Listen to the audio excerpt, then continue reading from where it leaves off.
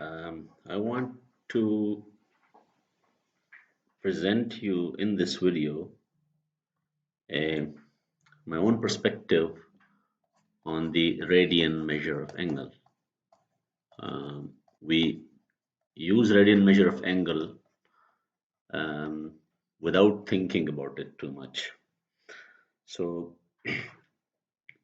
if you have two vectors and you want to know how they differ in their direction, so let's say this, we know this vector is in this direction, this vector is in this direction, but we want to quantify how much do they differ in their direction.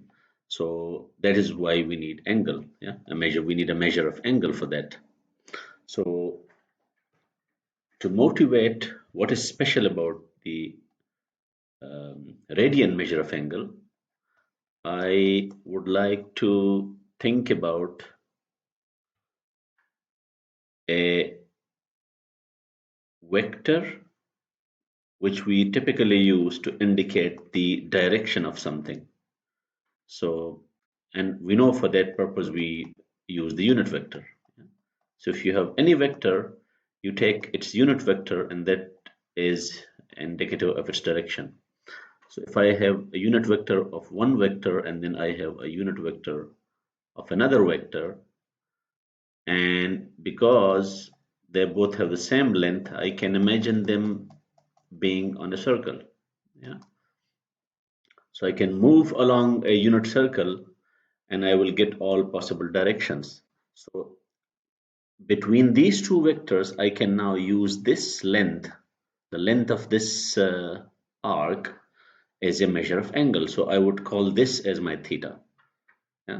So theta in this case is a measure of angle such that we place two unit vectors on the unit circle and then just measure this distance.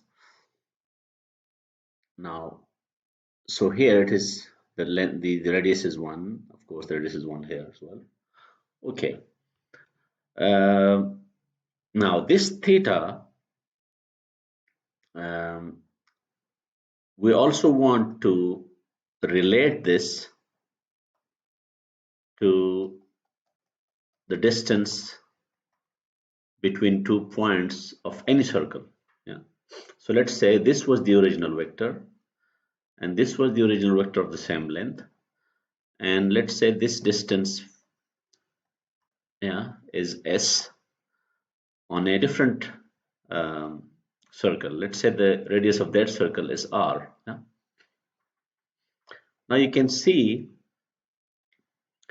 that if you increase this radius, this distance will also increase. So you can clearly see that there is a constant proportion between the angles. So theta to 1 is the same as s to r.